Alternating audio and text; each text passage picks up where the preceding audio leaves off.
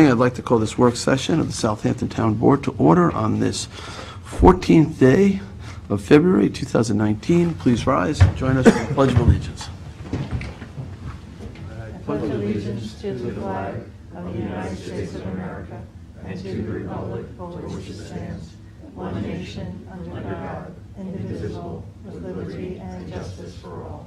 Let's remain standing. No, we don't always do moments of silence at these work sessions, but it is fitting. It is the anniversary of the Parkland shooting that killed many young people in a senseless act of violence.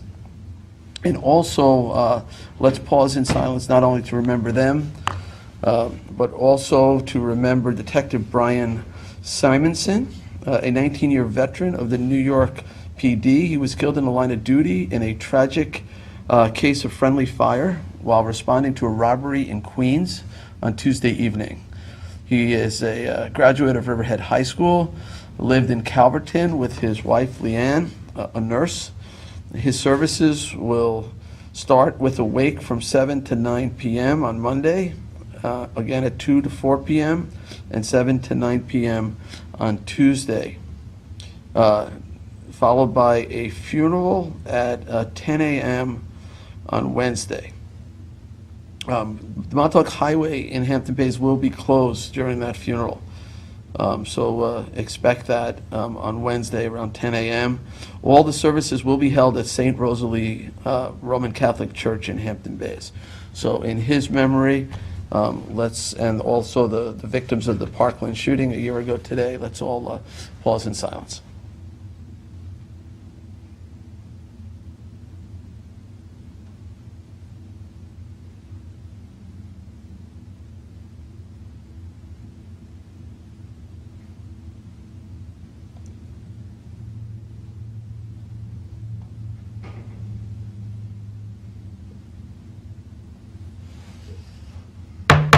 Please be seated.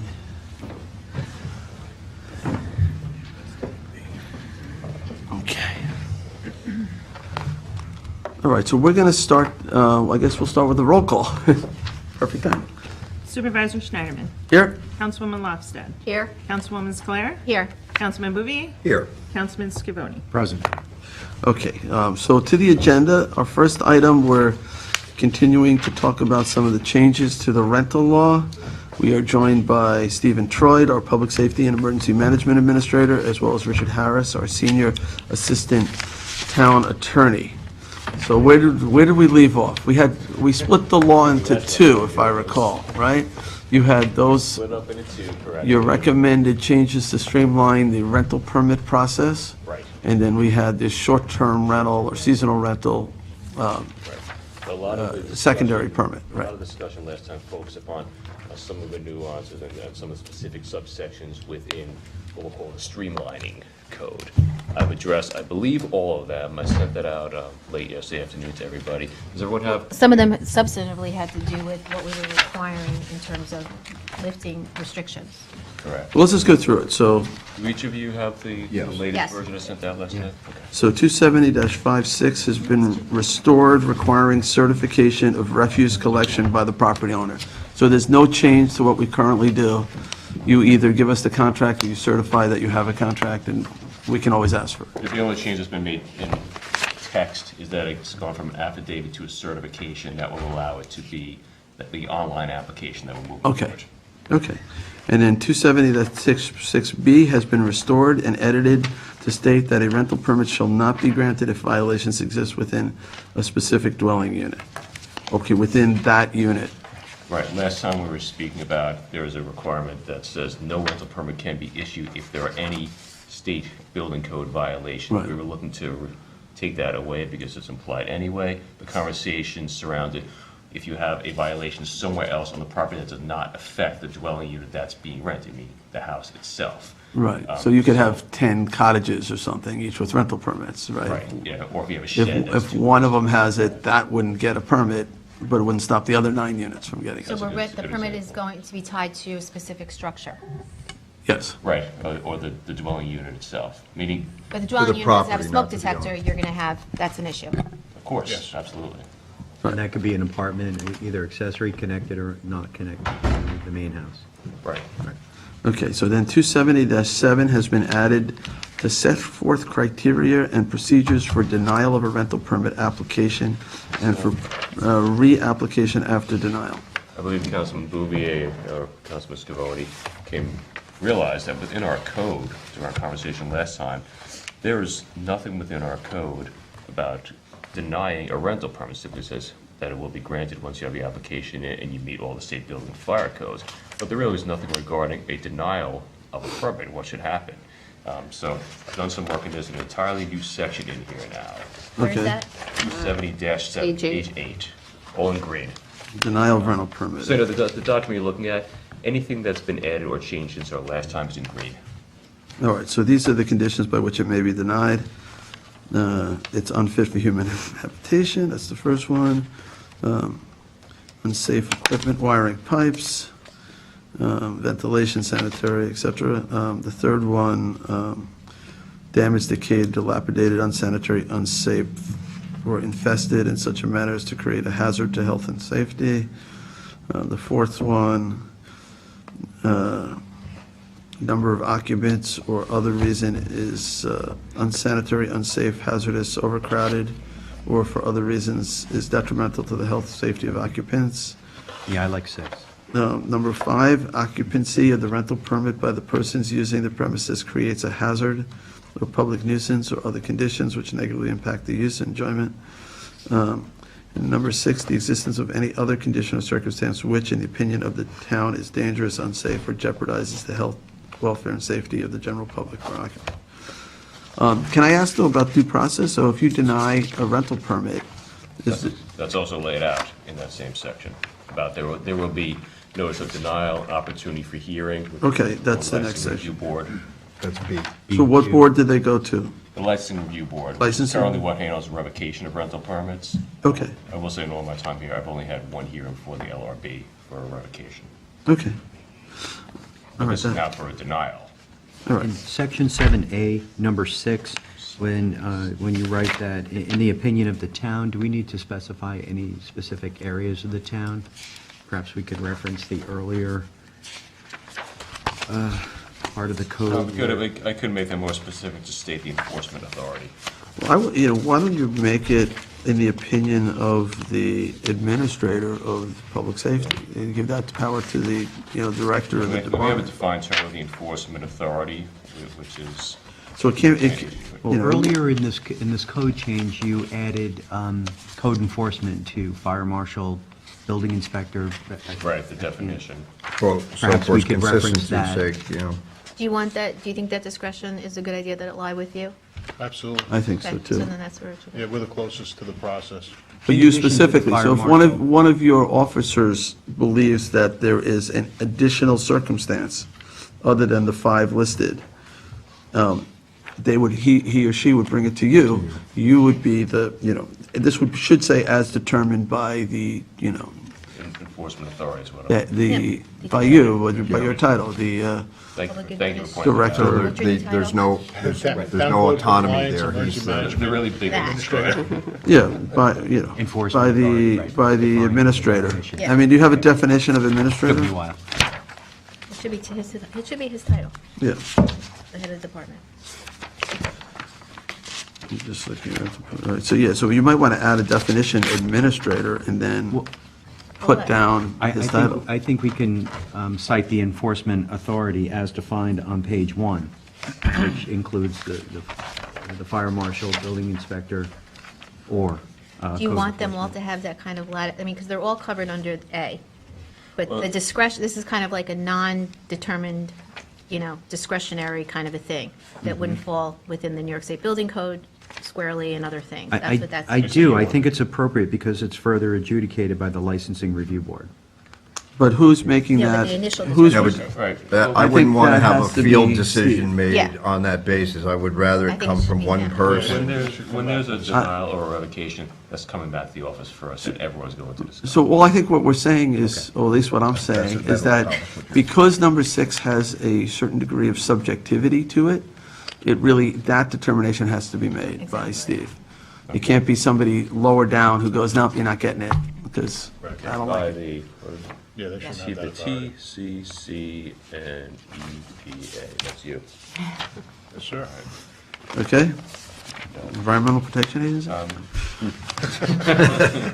EPA? Call them what you will. Also in here, there had been some conversation last time about if a, Well, aren't we, can we go back to now to 270-8? That's the next one on the we're list. still in We're still in 6. Oh, you're still in- Mention, or oh, you're still in 7, sorry. 6. One last thing I want to mention, subsection 3 into, this is in the middle of page 9. We had some conversation about, well, when does a denial or a revocation expire? Can you ever come back?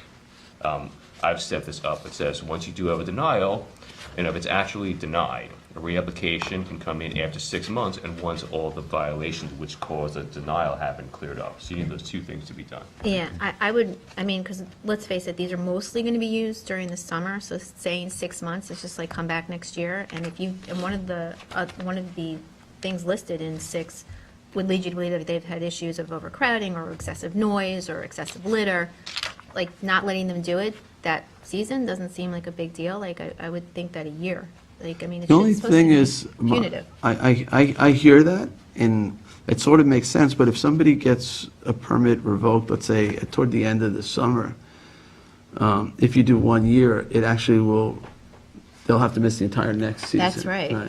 Yeah, and that's the point, because unfortunately, you have repeat offenders, I've seen them. Yeah, and that was my comment That's as the well. problem. What if they keep doing it 6 months and they do the same I thing said again? before, Yeah, they get we've every only had- summer. Right now, Yeah. we're talking about denial, the revocation section is similar, but we've only had one revocation. That took 4 years and a lot of violations. So, all right, We so, have so, that so grounds now. then make it a year, then, I'm okay with that, too, that they lose it for a year. Because then that will make I want them, it to be punitive, yeah, deterrent. Well, Not under, punitive, yeah, under, deterrent, yeah. Rich, under that time period, does the applicant have the ability to appeal that Yes. through the, right? So they still have the Right, appeal this is a denial, process. And you have your 30 days in which to bring. So it they to have the the year, ARB. or they have the appeal process. They So just want the to. year, from a due process standpoint, that year would begin to run once there is a final decision. If they bring it to the LRB, and then it goes to the town board, then it goes to an Article 78, once that's all done. Right. I mean, Okay. it would be up to the Supreme Court might say, go back to the year of the initial denial. But it would be. up to Right, if it's not courts. found, but Yep, if it's arbitrary. that's fine. It's going to have the deterrent effect that you're Yeah. looking for. Now, is that revocation go against the rental agent or the property? Property. So what if the person sells it? Now, the new person could not get a rental permit for the same space? They'd be suspended for a year, or No, I wouldn't say that. If that's somebody new. It's the person that caused the problem with the The property person, itself. all right, so- Yeah, but then then I could just, and they do this, it's Oh. incredible. They'll They s- just, they incorporate, they switch the corporation, they switch the principal.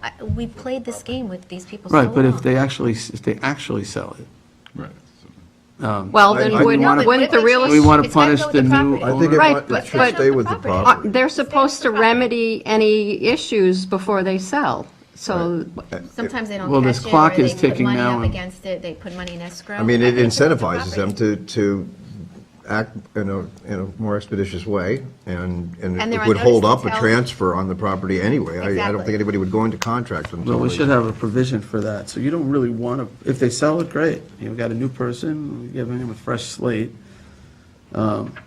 We don't But have, it's still the property that's in question. So if there are violations of the property no, for assuming whatever they've been cost. cleared. This Yeah, will that come way you up would on a assume title that. If you search, go to wouldn't it? contract, Whenever there's a- you But if would it's the never. guy that just wants to This switch- would come up on a title search, and it would make the property a bit less valuable. It may, but they could also escrow I it. understand what you're saying about So flipping. if there was a process by which somebody could make a case to a board saying that, look, that person, you know, you've got this 1-year hold on it, that person's gone, I bought it from them, they're down in Florida, you know, I need the rental income to help pay the mortgage, and, It you know, I depends on haven't the- done anything wrong, you know, that's not exactly fair, so maybe they could at least appeal to the licensing review board in that case, to say, this is a new owner here. And they still have that. They have that All the They have that problems have been opportunity. fixed, well, only within a Something gelled month. together here, where if the property does transfer, I can have a procedure where you can go to the licensing review board That's Or- fine. Let them review it and decide if it's a sham, if it's really the same person. I think that's actually, that would. Under new That would LLC. fall within the province of code enforcement and Steve's office to be able to determine that, because they do the searches to figure out who's who. Well, because Councilwoman Scalera's point is really well taken. The people are very adept at doing these jumps familiar with and that. changing their status in order to circumvent the intent of this law.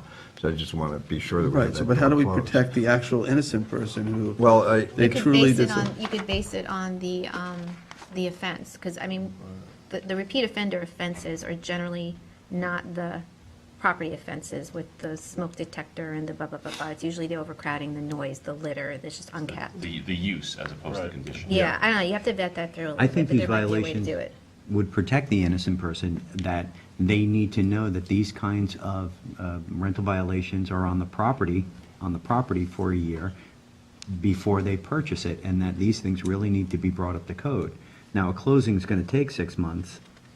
I don't know, I don't think a year is a long time. I think we should. But keep there it- is Yeah, a no, difference, so- there is a difference between what New York State requires in the building code and the violations within the property itself, the physical structure, as opposed to those violations that occurred because of tenancy. There's right? additional Zoning code. ones. Yeah.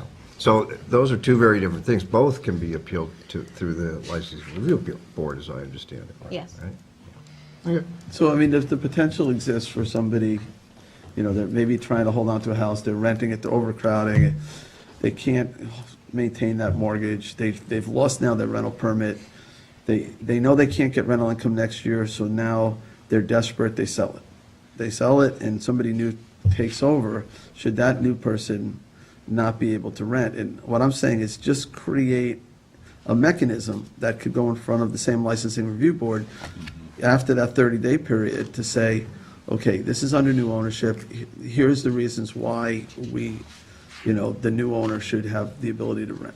And all the violations have been cleared All the up. violations have been cleared, the old landlord offender is not part of the picture, so I think you can create that with language. Have we given any thought, and I don't know, because I know we discussed this at one point, but I don't know if it worked its way into the code, of requiring on these properties that they not be a corporation or entities, but that they be owned by a person? I think Where do we we put that? discussed that last time. Can't do Right now, that. we have a definition of person, which Right. includes all those types of entities. The reason being, many people, for truly legitimate reasons, do incorporate or have LLCs that own their properties. More than ever now because of that salt the tax salt limitation. tax. My parents' house is set up like that, too. And that's not for rental, it's done. It's just, it's a shame, Yeah, because a it's- lot of people use that as a cover for, It's It's not- not But being if the liable. licensing review board, that's part of their mandate is to review that, so on transfer, they would come. So I think they need to have some understanding of that responsibility, whether it's current or not, I don't know within the license. I'm coming up with some language. What I think I could do is in that section 3 about once there's been a denial, a reapplication for permit shall not be accepted for filing by the person or any related person. That way, it has to be truly away from the violator to then put it in. You have to- nobody application. within arm's length of the trans. You have to define what related is. Don't get into related, like arm's length, Third use of cousin business. is Or, related. Use of but- or we could move it back to 6 months and Could be a not make prior it. member of the LLC or something. Well, if you move it back to 6 months, you don't have these issues. It's Well, that's what I'm saying, we move it back to 6 months, make it less onerous, so transferring the property, it's not necessarily an Maybe issue we'll- to transfer the no, property. But one of the problems that I see is that I people understand. switch over, it's very hard to find out who's actually an owner in an LLC. It makes it very difficult, and to put that kind of pressure on our licensing review board it's hard for code enforcement to find. That's one I of the think problems. this is a very rare situation we're talking about. Yeah, I think it No, is. it's not, that's the So problem. we've revoked. No, it's rare for people who I've only had one. take advantage of that. I think it's He's only mostly had one zoning revocation. So let me clarify what we're talking about. He's had one There's revocation. 2 separate issues we have here. One is about, in this section we're at, is denial of a rental permit application. Further on the code, which we'll talk about, is revocation of a permit. Revocation is for something truly egregious or a repeat offender. In that case, that 1 year absolutely makes sense.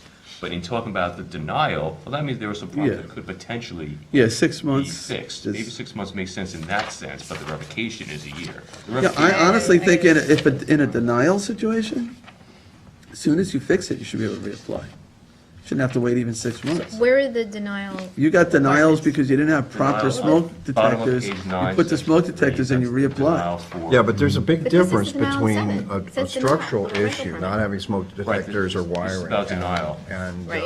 And revocation comes on page Revocation. 12, Right. right? I think if they get Still denied, think they it should be able to reapply. They should have to pay again for the review, but I shouldn't even have to wait 6 months. If they get denied because they didn't have the proper smoke detectors, and they go put those proper smoke detectors in, they should come right back. Right, in. but shouldn't they have known in the first place that they, with the application of their permit, that they should have Sure, but they that? shouldn't be punished for 6 months or a year before they can reapply. To fix the problem and reapply. It's just to get you started. You haven't done anything wrong. Your property doesn't You don't- meet our standards. Typically You don't now, do, we don't deny the. deny them, right, you give them a It's a chance. process of reinspection Right. and confirming compliance. Right. So denial is only they haven't reached the ability to get the permit legally because of some issue in the house. So usually it could be a smoke detector or an electrical issue, something that's life. So you go back and you reinspect that. And we We have a new I reinspection think what fee we're, going into the code. what we're trying to do here is, the problem is that we have these repeat offenders, so how do you close that loop? Somebody taking advantage of the loophole to the best of our ability. I think that's really the issue here. So separating out the violations that are inspection related, that can be easily cured, versus an ownership that may or may not change, or appears to have changed, but in fact doesn't change, it just changes name, like an LLC. I think that's more my concern, and I know it's really hard to find that. So can we, I don't, your database. can we, is let's, difficult. all right, so where is the provision? Because I think we are kind of mixing things up. 277. So on page 9(3), that's when the application has been denied. Yes. These are all the And reasons you don't for need a withdrawal. year, we don't need to wait a year to resubmit. I don't even think you need to wait 6 months. I think you can resubmit. Well, it depends on what it was done for, because you have reasons for denial, or that is if they've, had it for a long time in violation of zoning code issues. Right, That's and then the problem. they can appeal As that. soon as they fix that, they should be able to reapply. I mean, if you No, want to, I don't think they should be able to reapply before a year. Do you honestly think that's okay? yeah, so If let's. it's a zoning code violation? No, let's say it's just they don't have the proper smoke detectors. They go put it in. But that's not- different. So this is just to get the permit get to the rent. We ran up against the same thing in the last discussion, because our conversations and our dialogue seemed to center around all of us instinctually drawing a distinction between zoning code violations and New York State building code violations, because they are different. So it sounds like we just need a way to treat them differently, because I think we keep stumbling on the same thing and we're saying kind of the same things based on those two distinctions in our minds. So when I think about all right, so people come in for building permits, and they might have to come in 5 or 6 times. The inspector goes out there and say, no, it's not done right, go back, fix it. Right. Keep going back. Right. And that's really kind of what's going on here, is that they're applying for a permit to rent a particular space. They haven't met it. They're probably given a couple shots But to that's. fix it. Right, And then that's two. denied. That's Well, two. but that- Right, but That's just subsection 2 of 270.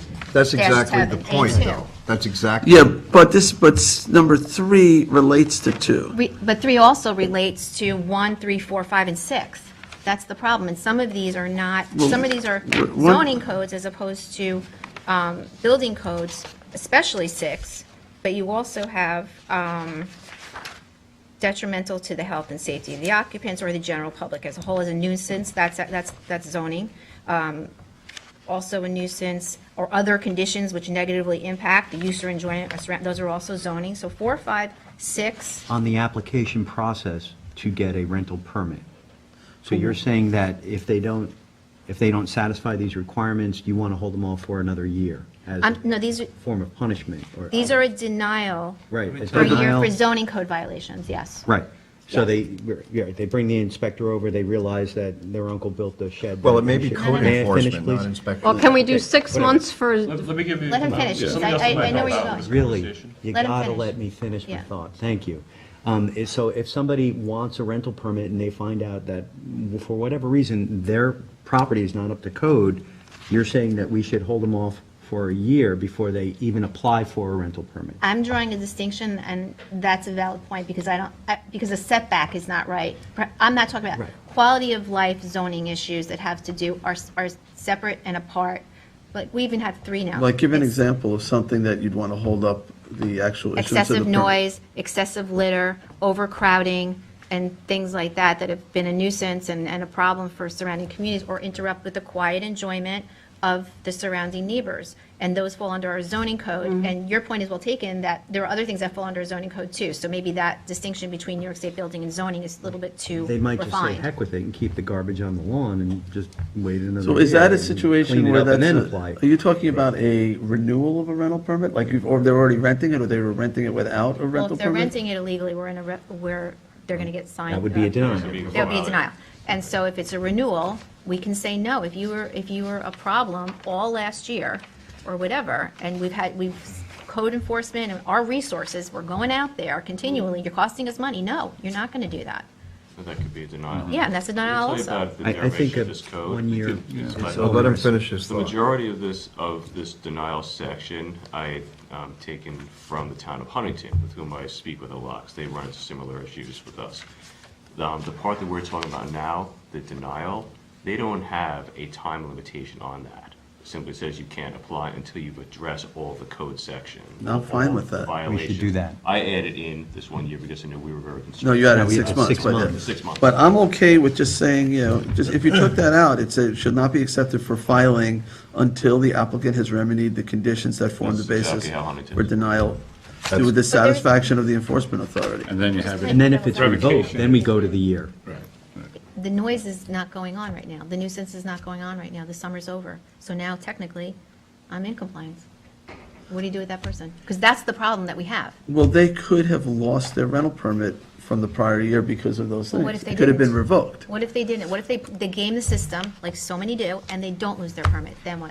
Well, Then we this go over wouldn't be there the and we spot. revoke The the other, permit, and it stays revoked for a year, excuse me. yeah, they go Then for you're putting them- revocation. you're putting it for a Yeah, but how are you year. gonna know Revocation that? is always there. That's, how do If you you enforce it? revocate based on their prior activities. Is the revocation for a year? So, as yeah, we well? haven't got to No, that. Whatever 6 you'd like. months, but we should change it. I think. So I just amended that to say a year. Yeah, That's what me you- too. Where is, so where is that? What That's page? bottom of That's page 12. But can we just go back to, I think that the denial, I think that, I would like to see the violations broken up, whether, and I know that there's maybe not just 2 sections, but 3 sections, and yes, some maybe when you remedy them, if they're not life, health, and safety and all the issues we know that people are constantly complaining about. Well, if you fix those, then okay. But if you don't, then you got to suffer and wait your year and make sure that you do the right thing. And break them down, and I know it's probably more work for us, because anytime that you have more specifics, it's more work for everybody. But we have just such ongoing problems that, to let them get away, with the people who constantly do it. Well, if you what if you said, however you lawyer it up, but anyone found in violation of any of the following offenses will have forfeited their right to apply for a permit for 1 year, and you list the offenses that we're It's denied particularly based concerned upon about. these particular Right. types of violations. Or if you've been revoked for these. And you have to define those, so quality of life issues. Right. Otherwise, for the Adjoining other neighbor. ones not in that list, then a denial will result in, you just have to fix those Fix violations. it, right. Then you can. Except for that list that will be fine. Revocation's a revocation. Everybody else, you just That's fix the separate from problem, this that group denial part. can't May I apply give for an a year. example of what we encountered yesterday in Flanders? So we went to a house which was not rented, it was owner occupied, and the owner actually came home from work because we were there. They had 2 violations. One was structural, because the front of the house, the canopy was falling down, and he had buttressed it, kind of a, impromptu way. The other violation was a New York State Fire Code violation, which is obviously very serious. But when you look at what it was, he had an extension cord from the house on an external outlet running through the yard, covered by snow, which is a problem, and under a door into a garage, which was powering a refrigerator. And he just did it for Thanksgiving, but forgot it, left it going, and now it's exposed to the elements, and that's the problem. He unplugged it, rolled it up, and resolved the issue on the spot. But it is a serious issue. So, if we have someone who's powering up garages for use by a renter, it's as easy to undo it as it is to do it again when we leave. So, do we suspend him for that? do we deny him rental permits in the future? It's a building code violation. That's a building, it's a safety violation. So then you need to think about that. So, well, that's what, It's your discretion, that's what we're. it's in my discretion, but this is how easy it can be done and undone, and how it is actually a very dangerous situation. But that's exactly why, Not why we're necessarily suggesting his it discretion. sit with It's you, only if because you can make those That becomes determinations. number 6, that's, That wouldn't be number 6. that would wouldn't be number 6. No, it would be one of the other ones that's definitively. And then needs if to be that's on resolved. that list that you're denied a year, then there's no That wouldn't be on discretion. the list. That's a New York State building code violation. That wouldn't be on the list. There's a big That would be. difference between No, it these two wouldn't be. types What of would, what would violations. be on your The list? things that of- would be on What's the how it's list worked would out be the practically, things that are we have not New York State black building people code do this violations, for officers to not figure out. strictly zoning in terms of variance kinds Then of we have to issues. They would be the transmit that quality of life to issues that Anything we hear the else. most about. Okay. If people, We under could talk about what it, you're just see saying, it, how if it looks. people Yeah. apply for a rental permit and they get denied, they could be held out for a year based on a denial of a rental permit. Based I on- think that's fundamentally, I think we, Based on again, denial. it's dangerous territory for a town to, It would be based on denial if it was based on one of the delineated reasons.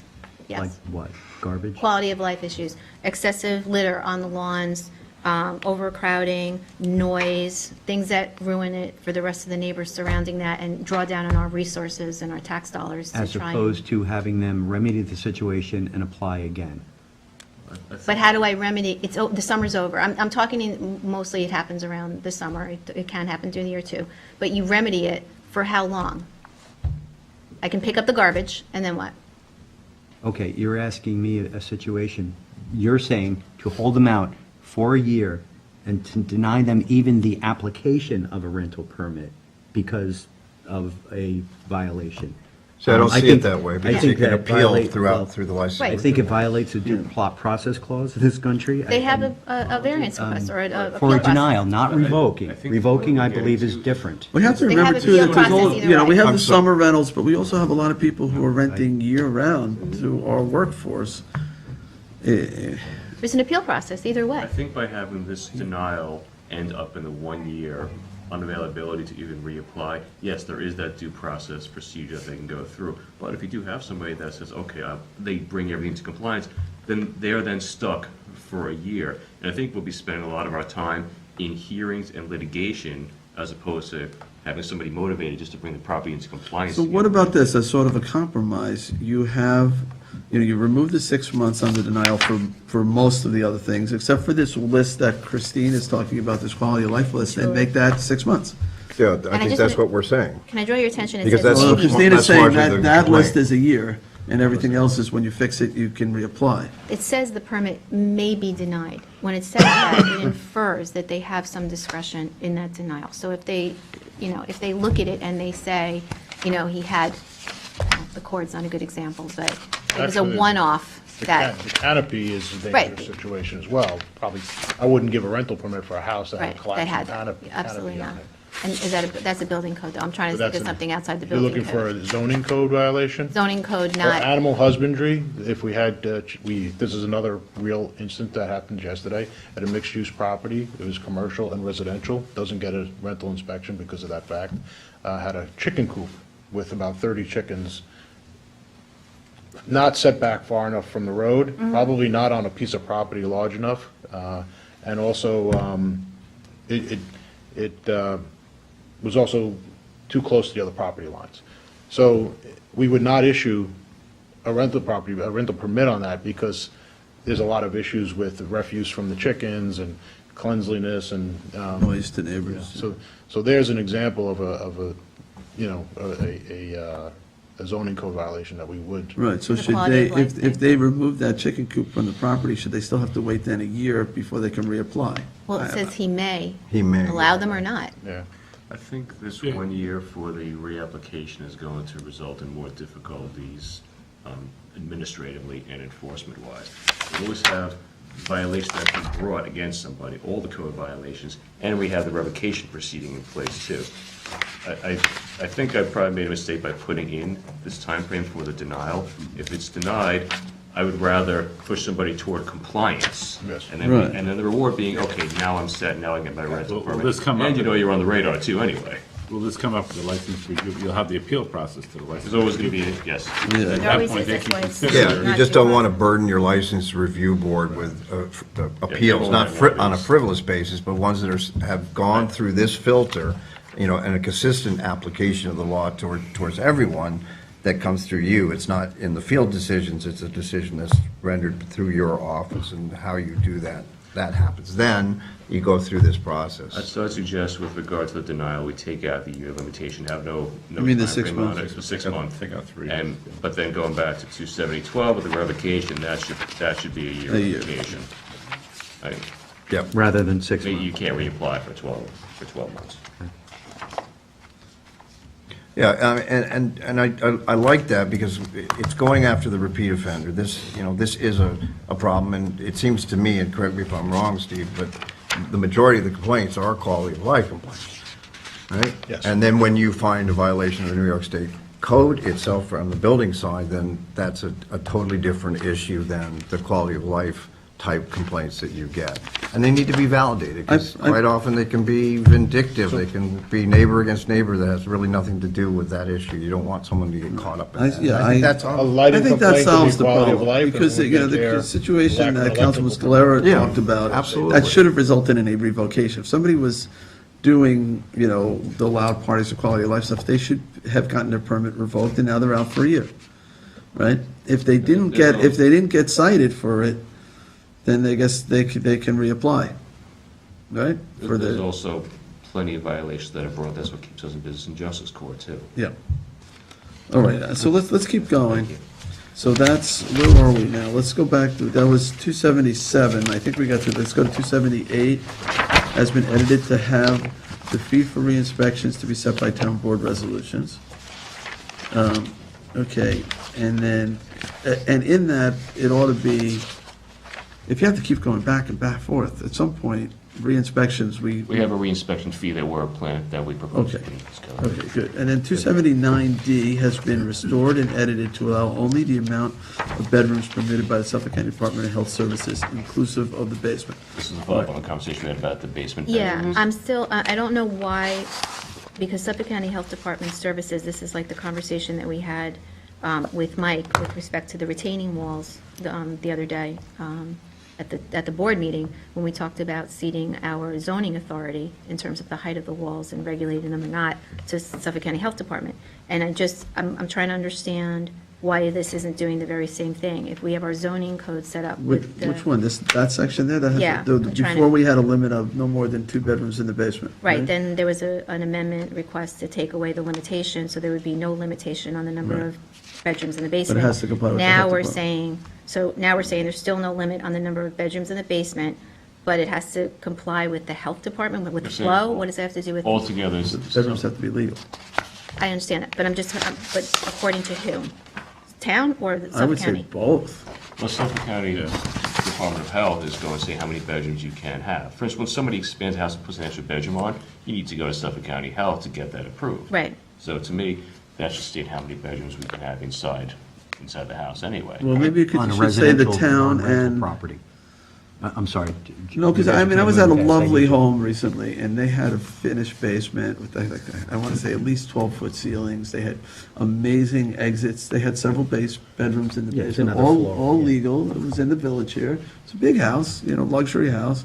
It was beautiful. I mean, it was like a dream. You didn't even know you were in the basement, honestly. There was so much natural light. To say that 2, it's kind of an arbitrary thing. You have some very large houses, and a lot of the villages in particular have, they're going in the direction of limiting the size of houses on certain lots, and so people are using those basements more and more. The villages have their own codes, they don't go under our jurisdiction. No, but- my point is that there could be people in the town who have similar types of basements. There are.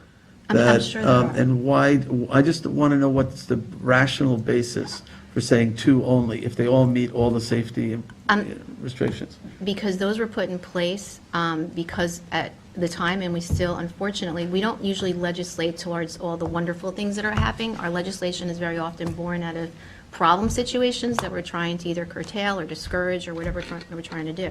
And we have a lot of houses, as we've seen firsthand, and I've walked into them myself, where the houses have been illegally converted, and there have been a lot of rooms, a lot more than should be there. There have been egress and ingress that's not compliant, and anything that we do that I think, not facilitates, but more easily allows that to occur than not is, in just my opinion, not a good How thing. does that make that happen? I don't understand. They have Because to have it's a easy to- CO, it's- right? They have to, Right, but everything has to be we've legal. seen, we know that that's not true, though. I know, but for this, you have to, You should have another ability to charge. You should be able to stack up as many charges. If you're going into a problem situation, you should be able to levy as many charges as are available to you. And when we have situations where we know for a fact we have some of these issues, it's just my opinion, I wouldn't want to make it easier I or don't- less. I'm missing your point. I have a case. Because they have to I be think it's in clear. compliant. Council could They give don't an get a permit unless they're compliant. There's nothing in our code that says you can't have 3 bedrooms in a basement, as long as, the If house the limit is is lo- 2, you can't. No, nothing that says you can't build 3 bedrooms in a basement. This says the old rental code says you can't use more than 2 of them in a rental property. But if they meet all the public, the health and safety, and they're legal under the town code and the health department code, why should we arbitrarily say you can only use 2 of those rooms? So you're allowed to have as many bedrooms as you As long as it meets want building code, you can. in the basement, Right, right now. right. Remember, we have, But- And we're And we talking shouldn't do about, that. The reason this comes- we're talking I about came to basements this that provide solution. egress and within They have building to meet a whole codes, bunch of that would be codes. accepted for residential uses currently, that they could rent those out to people Right. so that they could use it for residential uses. So we- I'm personally okay with this, particularly because we now have the ability to revoke a rental permit if there is a large house and there's a, rip-roaring party or whatever, and they violate, we can revoke their permit for a year. And that's pretty significant. And I'm thinking some of the larger homes with basements that are 12 feet deep and, they've got basketball courts in them and stuff, that they should be able to use I it wanna so long as review they stay within our I want to rules. review the zoning Screening code, and I want to review the health department The issues reason and I the came building up with code. this is, in my experience in court, somebody comes in and they've taken the basement, put a few extra bedrooms in there. Well, they can't have it there. I'll say, you know what? You may have the right to rent this house out so long as you legalize those bedrooms. To legalize them, first step you got is go into the health department. You come back with that green stamp, then you can get the building permit to legalize those. That's why I said, well, if we start off, you have an extra bedroom put in there, there's no way you have the health department approval. So you're gonna be illegal so anyway. what I'm I'm, gonna review what this. I'm more concerned about, and maybe we can figure out how to address it, is that house that has illegal bedrooms in the basement and say, look, hey, well, that's not part of this rental. I just want the rental permits for the house. I got 3 bedrooms upstairs, but you're there and you go, well, you can't use those 2 bedrooms downstairs. But I would be afraid that they would start to use those when they started renting it, even though it doesn't have the proper. They would not get a rental permit until those bedrooms are dismantled or legalized. Right, that's what it should say, that any bedrooms that do not meet, the minimum code, fire code, or whatever, would have to be dismantled prior to rental permit is issued. Well, I'm going to require that anyway, because you cite them with a violation Or- for or a be no brought building up. permit. Or be legalized, either Then they legally. simply wouldn't get a rental permit anyway. They can't get it because they have violations in the Right. house. But they're It gonna, seems like a moot they're gonna point. say, we're locking the basement, we're not using those. I'll say I don't- We're I stor- don't We're believe using you. it for storage. I would still deny the permit. Then we'll say, you have to take it apart, so there's no sleeping quarters, then we'll re-inspect it. This happens quite often. Quite a lot, yeah. And they move to compliance. That's, I think, Which is maybe low. language that But that's belongs what's, in there. that's what happens right now as part of the. Because we can't give a rental permit with a Right. basement that doesn't have proper electrical permit. And one of the ways to detect that is to check with the Suffolk County Health Department, but also all the New York State Building Code for safe ingress and egress and all the other things that go along with that. So that's, This So will- I think all we're saying, came- that's sort I of think the we're all basis of saying your the same concern too, thing. is that there'll be illegal rentals in a basement. Yeah, Yeah. there's overcrowding in Yeah. the basement, That's it the creates a intent, dangerous and I- situation, and it I Right, happens so all the time. if there is built-out space in the basement that doesn't meet the minimum qualifications, you deny the whole rental permit. yeah. I'm That's okay what- with that, but it maybe should say that a rental permit may be denied on the basis of, I think that's probably encompassed in what I've written. rather than just say you can't rent more than 2 rooms in a basement. That doesn't really, it's sort of arbitrary. Even if they have 1 room in the basement that doesn't have proper fire exits, Correct. Well, they could have 5 bedrooms, but under they should rent, that, you can only they should rent be 2 of denied a them. rental permit until they remove that bedroom. That's an illegal bedroom. Agreed. or bring it into compliance, put in the proper fire exits. Could you work on some language that solves that? Trying. You have all the language in there that talks about everything has to comply with town and codes. Yeah, kind of thing. I think in practice, that's already happening. Yeah. You know, if there's a rental inspection, safety inspection, it's not getting a rental permit if that is an illegal room in the basement. And we went through this issue for septic systems for the new IA installations. People didn't want to get unduly penalized for adding a bedroom because the Suffolk County Health Department said, well, you know, there's a certain flow rate that's associated with bedrooms. And that was part of that determination. That's why that's a good stopgap, because they're the ones who issue that first. Same kid- And today, same- some people say, I'll say, you have to legalize those bedrooms, then they go through the process, they say, we can't afford to put in that, Then don't get the permit. They'll just And it's answer. not just basements, it could be an attic space too, that, you know, somebody has converted to a bedroom, created a third story. It's very hard for us to stay on top of it, to make sure that nobody is sleeping up there. They've got to rip, if it's finished without, you know, they didn't get permits to finish that space, they got to rip that out before they get their permit. This Or was get it intended to permitted. be my compromise, Or, to find a way to yeah, look make at it it. in compliance with They the can CO, moves them then to they probably wouldn't be able to do compliance. it. See, I think how you have it written here moves everyone to compliance who apply for rental permits. I like it the Goal. way it is. Okay. All right, let's keep going then. So, Can I ask quickly about E, the entire rental property versus an entire dwelling unit? Can you explain the difference, explain what a dwelling Where unit are is? you? And I'm sorry, Julie. I'm on page 11, The reason I new put it E. for- You might have a property with more than one house. Okay, so a dwelling unit wouldn't be Less than the a entire- one This bedroom is within the- a house. Right. It would be a structure. Right. Because it does say dwelling unit as defined in 330-5, but I didn't find that, so. The entire rental property encompasses the parcel itself. Okay, And so- you can have, if you have two houses on the property, you might rent one and not rent the other. So a dwelling unit, it would be a structure. can I, Yes, it could be. where are you on Could be E, the structure. the new E? Yes, the new E.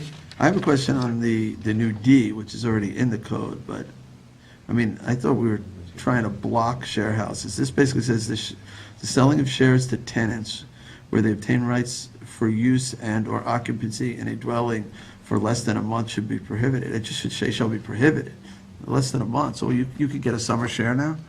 I mean, I know that's in the current code, but I I could think that take might a be a house holdover and, from when we may have had a 30-day Yeah, you didn't. rental. you know. Yeah, that could be a So, primordial. but you could vestige. then, you could sell 8 A what? shares. and- Just take that. Primordial. Primordial vestige. Pen- That was That good is, language. that, you get, you Thanks, Brad. get the award for Talk about today. blurry. Wordsmith. We don't, I mean, we don't want, Appendix. we don't, so this That's a basically, vestige. this provision, which is already in the code, sort of says you can have a share house as long as those shares are more than a month. So we'll But just we take shouldn't out that allow language. share houses. Or less at than a all. month is now going to be taken out. Yeah, just take Thank you that, for yeah. pointing that out. That's also still hard to enforce.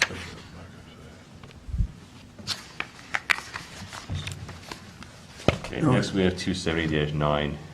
F has been edited to allow 1 car per bedroom for rental properties, as opposed to a limit on 4, cars. or what the What we home keep. ownership is 1 car per bedroom plus 1. This is just 1 car per bedroom. Right.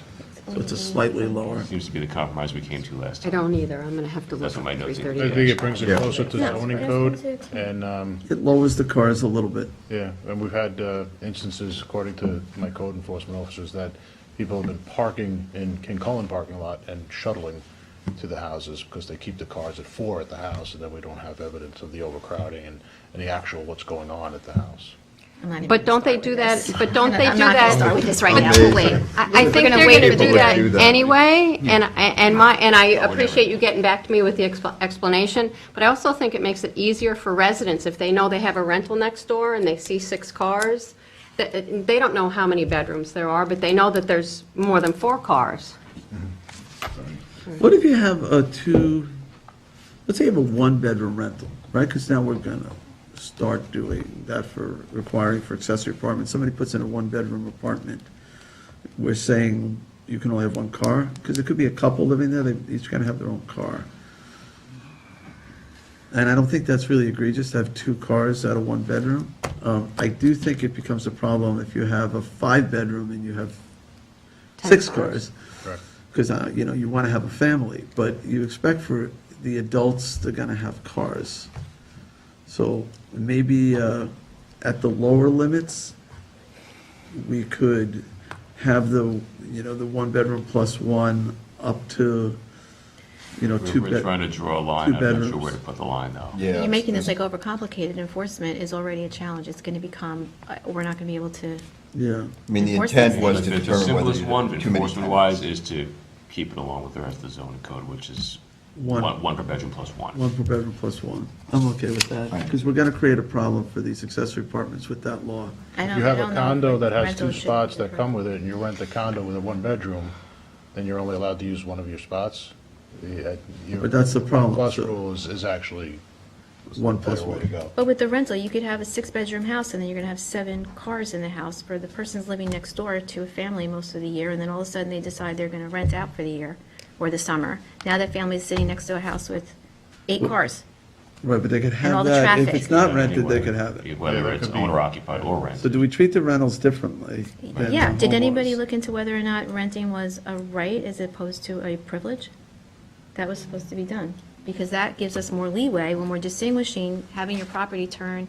We're not talking about, we're talking about the properties that are turned habitually into more of a commercial almost enterprise than Well, not. What about, so I had introduced the law, as you guys know, and we passed the law that for rental properties, 4 was the max, 4 cars, that was the limit. I thought it was a good law, it's what East Hampton has. You guys weren't thrilled with the law. What was it based on? How did you get 4? Well, East Hampton had that law in place. It's just basically, that was it. If you wanted to rent the house, 4 was the max. And East Hampton has had that law in the books for a long time. It's easy to enforce. You drive by, if you see more than 4 cars there, and it's a rental property, they're in violation. It sort of points to where you may have overcrowding. But in this town, it is true that we have a lot of houses that have, 10 bedrooms. And 4 may be too extreme, a limitation on a very large house. So maybe we can do the 1 plus 1 for rentals, but with a cap higher than 4. Maybe the cap should be 6. Now, that doesn't really help somebody with it. Seems arbitrary to me. Somewhat, but it's hard to, imagine you driving past a house and there's more than 6 cars out there, it just looks terrible. Well, but, maybe we people, could- people who, if you have 6 legal bedrooms, whether it's a family of 6 adults or whatever, they still have the right to have transportation to get to and from work or whatever else it might be.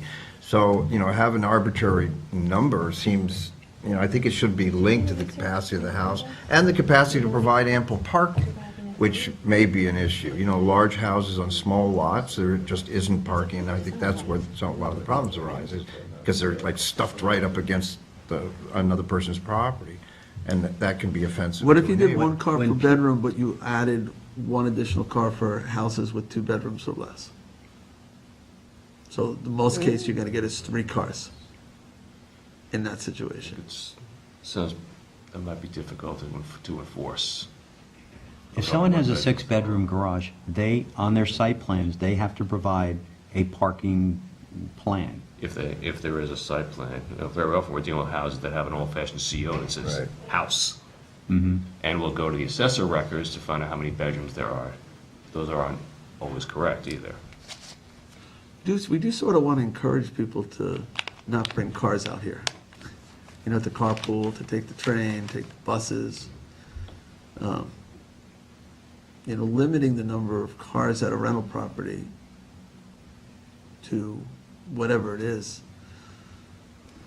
Maybe I still think it sort of makes sense, but coming up, I guess, with the right formula is the tricky part. It should be based on bedrooms. The cleanest way is 1 I per agree. bedroom, or doing it with the zone code where it's one per bedroom plus 1.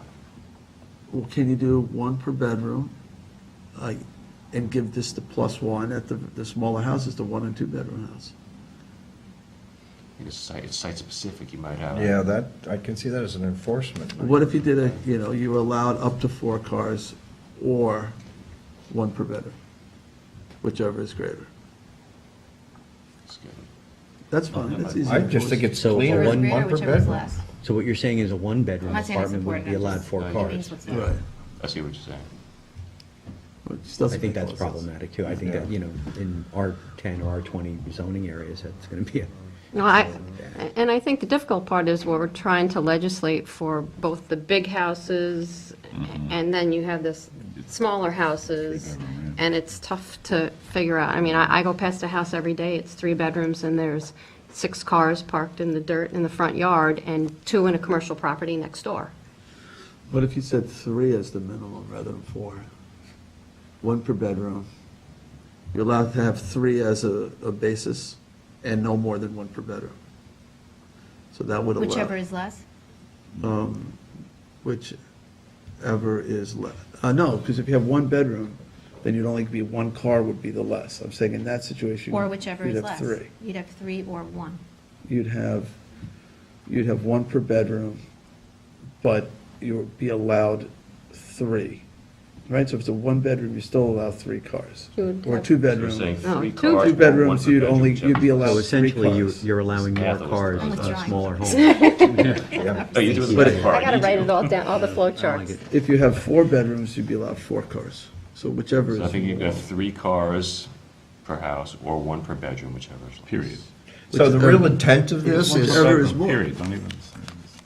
the intent of this, though, is because you get You're complaints about from to- neighbors next door, right? That there's excessive cars, or they're not it doesn't, it's the aesthetic of it, it's whatever the complaint might be. It's like, I suddenly got a lot of cars, just as Councilman Lofsted noted, right?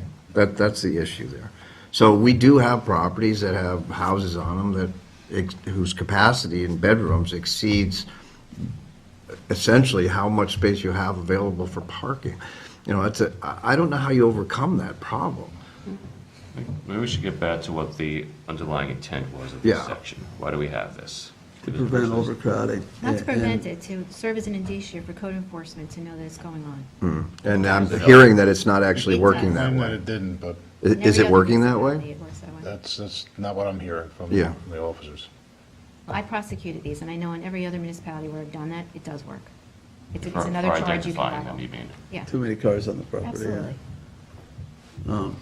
Does the 4-car do they have a problem with it, or they just don't think it's helping? Is it making their job more difficult, or just it's not helping? What I've been told is it's stopping them from detecting that these houses are overcrowded. Because people- people know that they should be parking They- somewhere else. Concealing the fact that how many people are in a. But it's just supposed to be a presumption, a rebuttable presumption, or an indicia. It's not supposed to make your case. I mean, to say that, it doesn't work in the reverse. The logic of that does not work in the reverse. So what if you did 1 car per bedroom plus 1 with a maximum of, let's say, 5 cars? Or, you know, that solves the issue. That allows the 1-bedroom house to have 2 cars, the 2-bedroom house to have 3 cars, the 4-bedroom house to have 5 cars, and that's it. You know, But and the the 6-bedroom problem house, is 5 cars. that they don't know Then how many we're bedrooms are in that house. officers But wait, look it up hold on. on GIS. Yeah, you gotta look it up and determine what that We're is. looking, Well, then no house would be allowed to have more than 5 cars. That would be the max. You wouldn't have to look it up. If somebody has 6 and it's a rental property, they're in violation. so we're back to where we are now, except for just increasing it by 1. It's one car per bedroom plus 1, like everyone else, like the homeowners, with a maximum of 5 cars, rather than a maximum of 4. The current law is maximum of 4. So it just adds 1 to that maximum. I don't What does like that it. do for the? You don't like it? I don't like it. the team? You know, and the reason why is there are some very large homes that are set back, that are off the street, that are not problems, that have site plans, you know, and they've got 8 bedrooms and a tennis court and a pool and What if you put in language that visible from the And- street? and so, No more than 5 visible from the street. and they should be able to park 8 cars, Okay. 8 Parking bedrooms. in the back. And Yeah, also, parking in the back. because now our code enforcement are able to revoke the permit for a year if they are not following our code, I think that is financially significant. And if they are misbehaving, you know, then that 8-bedroom house, you know, on that lot can no longer get the money that they're Could you charging make it for a visible? year, and that is pretty serious. So they'll probably, you know, What about no more than 5 cars visible from the street? And then people Well, are parking in the back. and There's the- a lot the of back properties that homeowner aren't is visible from the complaining. street. And I think that's an invitation to really violate the law, because how do you, what do you determine? You're code enforcement, you're going to drive down a dirt driveway that feeds a number of houses? Oh, this is a formula thing. So I do think that we want families, right? So if you had an 8-bedroom house, you really don't want 8, individuals there. You hopefully want a family with a bunch of kids. I mean, could you create a formula that at a certain point, you'd no longer get 1 car per bedroom, but maybe 1 car for every 2 bedrooms? Until Aunt Linda from Scranton comes out with her kid from college. I mean, Yeah, I know what you're the kind saying. of thing. I'm saying that, for me, and I'm just one of 5, I like the parking based on the amount of bedrooms. So just straight 1 car per bedroom, but that's a problem for the 1 bedroom. Plus 1. Oh, it's 1 car per bedroom plus 1. Yeah, The same as codes- residential. The code itself, before we put in this Make it car easy. restriction, stated the owners and tenants shall ensure that all applicable parking regulations provided for in the code of the town of Southampton are satisfied. And there we added in this part. If we were to go right back to that, then it is complying with the zoning code, 1 per bedroom plus 1. And off-street parking as well, overnight parking. But we were drawing a distinction with rental properties because what we had seen in the past is where we were having our issues in terms of overcrowding and. We do see that overcrowding in owner properties as well, not just I'm talking renting, about but- what gets reported and what we. And now we can revoke. From a practical perspective, I think code enforcement sees too many cars there, they're going to look at it, whether we have this code section in there or not. You see a lot of cars piled up on a piece of property, this can be an indication. Yeah, small properties probably only have like It's 3 very bedrooms, noticeable on 4 smaller bedrooms, and they might have 8 cars out in the front of a 4-bedroom house, there's a problem. Probably a violation like that all the time, even when it's not rental properties. People often have too many cars on their property, or they're parking overnight on the streets. Right. And those So you want to treat the rentals and the homeowners all the same, 1 car per bedroom plus 1, with no I think max. from a enforcement perspective, that probably works. I think the I could- burden I- on you to I determine can live with how it. many bedrooms are in a house, based on that, I think that's burdensome. I think it needs to be applied across the board, not On just, the rental application. You'll Yeah. have that in the rental application. yeah, but they have trouble, Number of bedrooms, they have, yeah. I can see it, somebody comes and, okay, well, I got 5 cars there, how many bedrooms are in this, is there a violation? So it attracts you to the property, then you verify whether or not it's 3-2. It'll come up on their application, right? Right, they're using. But I mean, out in the Yes. field. Right, so out In in the the field, field, they're though, they using- should be able, if they have a rental these, permit, they right? can look it right up. They can look. It's the application. They're using land manager to verify that. Right, so when they go to a property, chances are they're gonna look up the rental permit and read through it. If they see 8 cars on If an they see- 8-bedroom right, house. whatever. So, and then attracts them. part of Yeah, that, one of take those council fields squares is number of bedrooms Right, so- that they should be able to see. Right. Let's get, just to move this on, I'd say just go back and treat the rental properties like the homeowners. We'll do 1 per bedroom plus 1. Does that, are you, We can always Is that revisit good? it, I mean, at a- Yeah, I would like it to. we can revisit it at another time, Lastly. well, code enforcement is satisfied, because that's really what we're dealing with here. Okay. Lastly is 270-12, which is the revocation section, which we've already discussed quite a bit already. What I have added in, since we're looking at it, is no reason for revocation. Before was for a violation of 14, that goes on for 14 days, which I've proposed to change to 7, which no one had a problem with. What I've added in is a subsection A. It says it can be revoked if the permit was issued as a result of false, untrue, or misleading statements on the permit application. You can see for obvious reasons why we would want to do that. Right. Okay. Okay. And then the revocation, what you see there, subsection D at the bottom of page 12, says 6 months. That's going to be changed to 1 year. Good. Right. Okay. All right. So that's that. I don't know if we're behind schedule. I would like to talk about before the seasonal rental thing, but we're okay with make these changes. Let's slate it for public hearing, or it's a I'm public. sorry, I do just have one more question on page 14. Number 7, there are 3 or more motor vehicles registered to the dwelling, and each vehicle owner has a different surname. How does that affect the parking for vehicles? What bedrooms section? plus 1? It's page 14, number Yep. 7, up 7. near the top. Okay.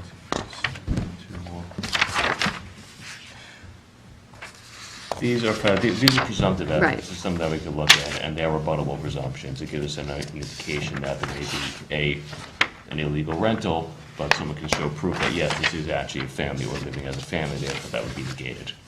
That's an element of proof. Okay. That's- So So this would Condition not of necessarily request is the service be and trigger fees. revoking Right. the rental permit under Right. the scenario that This is a I presumptive evidence said of earlier. multifamily Aunt occupancy. Linda came from Scranton. Got it, okay. Scranton, yeah. Okay. All right. Yeah, with those Scranton people, we watch out. You got to watch it. So let's table the next discussion of, this idea of whether, I'm just sorry, hold on a second, whether or not we should, on any circumstance, allow a rental less than 2 weeks. Because the rental permit, that's a requirement of a rental permit, no rental less Right. than 2 weeks. We know that there are a number of people who probably rent for 1 week or even shorter. We've had some preliminary discussions about whether we would allow by separate permit a kind of a shorter term tourism sort of rental permit like a lot of communities have done. I am going to a workshop next Wednesday on this issue, so I'll have some more information about what other communities are doing. Somebody's presenting at the East End Supervisors or Mayors, and there may be some information at the Association of Towns meetings in New York. If anybody goes, they often have seminars on this issue, so I may have some more information. Why don't we wait, talk about it, think about whether it's something that makes sense, and under what conditions? Is it throughout the town? Is it only certain areas of the town? Is it, Well, in what that- would be the minimum? How could we regulate it to protect neighbors? Is this the new economy? It's like the Uber, the sharing economy.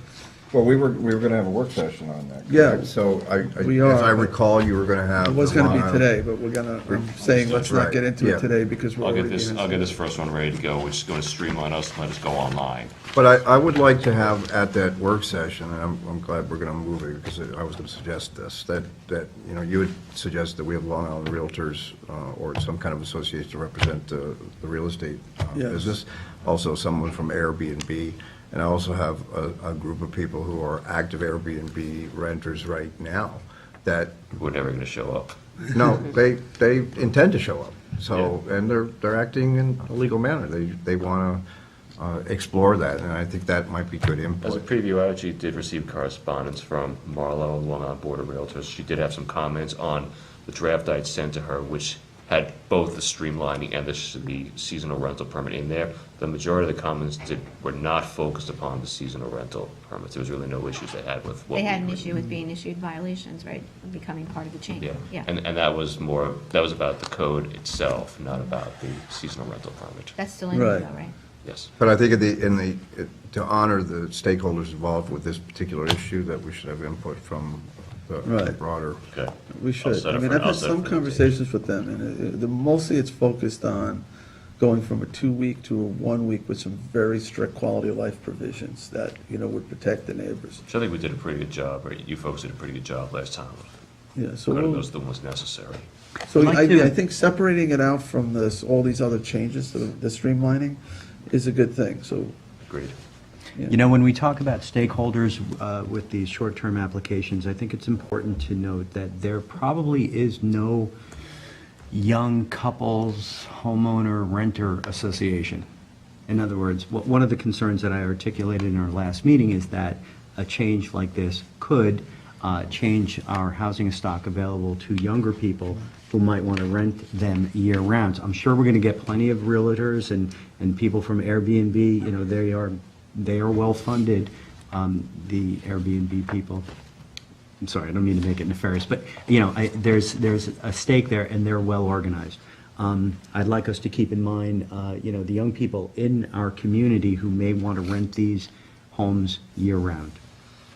And I agree with that, and I think in my conversations with some local realtors that's exactly what they want to represent, because Okay. as soon as a $2,300 a month unit comes available, I mean, they get inundated because there's such a shortage. And I think you're exactly right I think that needs to be represented at the table when we're talking. Bear in mind, though, there's another side to this. Oh, sure. There are. Yeah, we're getting into it already. There are a lot of school. We are. There are school teachers, that they get the summer off, and they can't afford to live in this community. They need to rent that house for the summer. They'll go live upstate or wherever it is for a few months.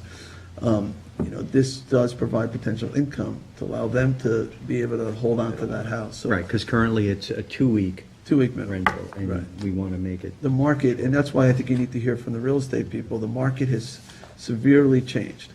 And the seasonal rentals are gone, the monthly rentals are gone, even the 2-week rentals. The market seems to be that 1-week market. It may not be necessarily a bad thing if you're renting to a family for a week, that's going to local restaurants and stores, it may be better than a summer rental to a share house full of loud kids. So the term may not be as important as who's in it and how they use it. But I think that's. from what I'm something we need hearing to from discuss. restaurants, a lot of the short-term renters are buying steaks and eating on the patio rather than going to some of the restaurants. That This may is be all true. anecdotal. Let's you know. find out, though. Let's Yeah. find out. And when I think your point's well taken, Tommy John, that because shorter-term rentals may bring in more income, it may drive certain people who might otherwise rent year-round to our workforce to go, you know what, I'm going to make more money in the summer, and displace some of the affordable housing. So I think it has to be looked at. It might not be the right thing for everywhere.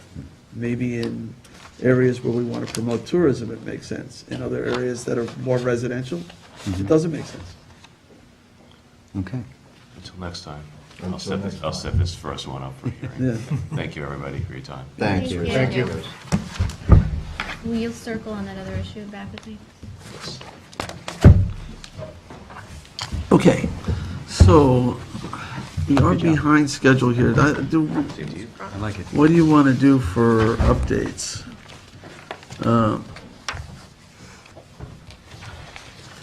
What do we have after that? Have I mentioned that the opioid forum that was at the Greek church? I feel like I already mentioned that. I I think think we you did. talked to it. Update? I have that in my, I'm talking about updates. I did attend the governor's speech.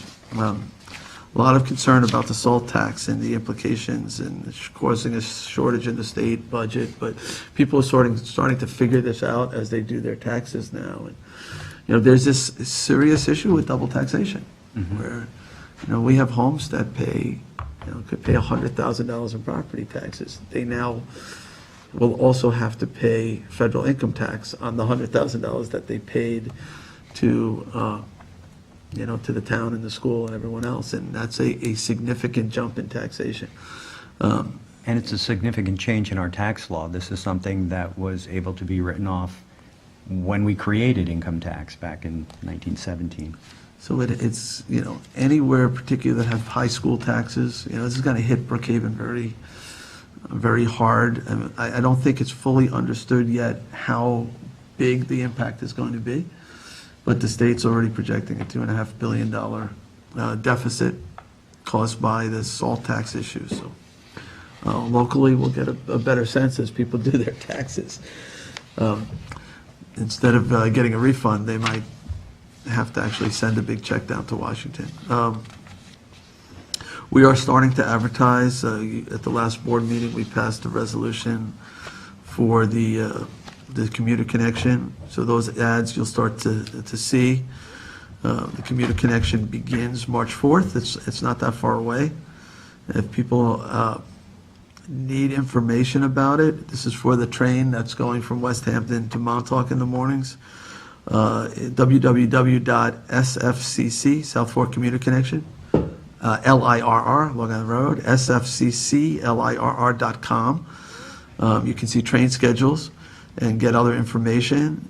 You can also visit the town's website, and I think there's a link there to that site. So if you do plan to use the train, it will help if you contact us so that we have the information as we put together the last mile service. If we know you're getting off at a particular location and your place of employment is a particular location, we can try to pre-schedule the shuttle buses to get you to work. So I encourage riders to contact us, talk to, I guess, to Tom Neely, and let him know what your needs are.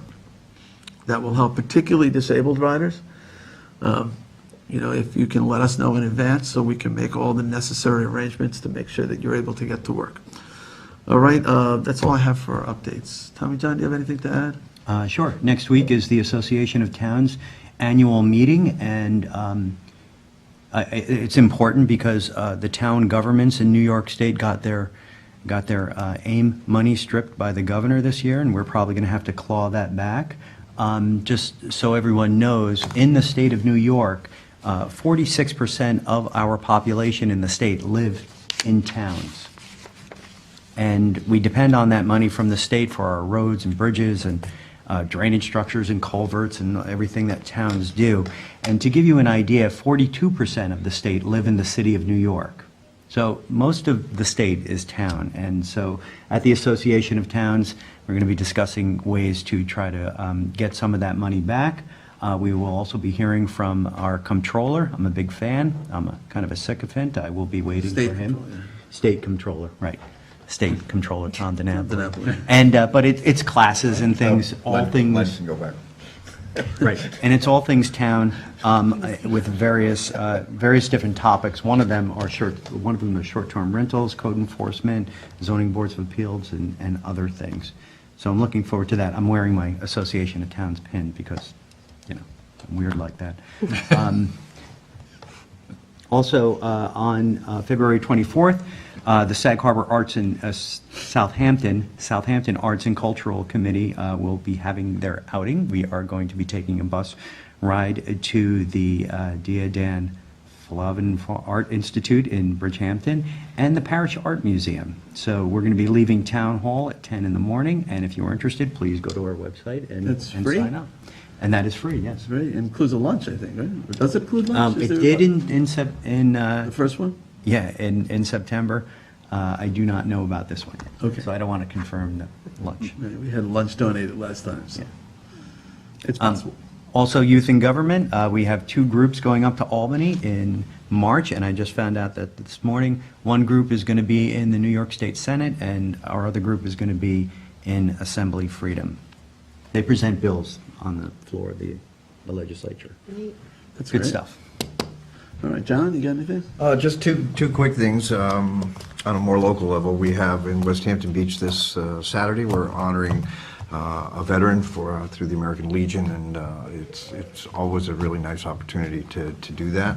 I also wanted to give a big shout out to, I spent 6 hours yesterday at the science fair in Remsburg-Spionk School, and it's part of the Brookhaven National Science Fair competition. And it was one of the great moments I've had in a long time with these kids. And I just wanted to, they were all winners. It was really hard to make a decision as to who won from 5th grade and 6th grade. I've never seen such enthusiasm and such, I felt really good that it was interesting because they kept talking, a lot of the things were about water quality and about plastics and recycling, and it was nice to see that sort of bubble up from the 5th and 6th grade. And I just wanted to thank them all we spent many hours looking through their things, through their projects, and I'm sorry not all of them could have been winners, but a great thank you to this school and its staff for doing that, and congratulations to those winners and to everybody. It was just a really wonderful moment. And that's pretty much it for the West Hampton area for this week, so thank you Great. again. All right, Christine? No, nothing this week. Nothing at the Nothing to CACs? report. Okay, Julie? Last week, I attended the Suffolk County Marine Industry Revitalization Committee meeting. I tried to reach out to as many people as I know, commercial fishermen, recreational fishermen, charter boat people, bait stores. It was well-attended. It was the second meeting. I believe they had a meeting the night before up the island. So I look forward to continued conversations on how we can revitalize our marine industry in our area. It's a big economic Yeah, I was contributor. there as well. It was a great meeting. Yeah, You lots know, of- big shout out to you. I just caught the tail end of I was in there late, but also Ann Welker from the trustee Yep. boards was there, and Yep. yeah, it was a really great event. Good meeting. Also, I attended the North Sea CAC. They had partial elections. If anybody lives in North Sea and is interested in joining the CAC, they would love to have you. One of the things that we did discuss were the CAC rules update that we're still working on. They're giving me some good information that I'm going to pass on to Rich when we continue to modify those rules, and so we can forward it to you guys when they're ready. Last night I was at the East Quogue CAC. We talked about the water main hookups. And as of right now, the Suffolk County plan is with the state. As soon as that gets approved, then we can start to move forward with this, and they're excited to hear about the details. Also, we did discuss the community choice aggregation. Lynn Arthur had presented to them, I think it was not last month, but the month before. And the one thing they did say is they would like more details, and I think that that's something that we definitely need to provide, or more detail, easily understandable, and more details for our Did you see community. the letter I received from Brookhaven Supervisor Ed Renee? Yes. I didn't. That they want to join the discussion with us. Oh, great. And some Possibly other, actually some partner. other municipalities as well, and we've had discussions on the regulatory side, as we've indicated in the last. So we in might our have a last meeting. large, bulk buying power. I mean, great. Brookhaven is over 500,000 people. So that's if they join with us, and East Hampton, I think is looking at this issue as well. Great. So we had a pretty fruitful conversation with LIPA and on the regulatory side in this regard, so that plays in perfectly. I had a positive conversation with Tom Falcone, too, of LIPA. They seem willing to work with us. So Great. we'll see. That's it. All right, so we do have executive session stuff. Well, we have personnel, we have property acquisitions, and litigation issues, so I'll make a motion to end our regular work session and go into executive session on those items. Second. Seconded by Councilwoman Scalera, all in favor? Aye. Aye.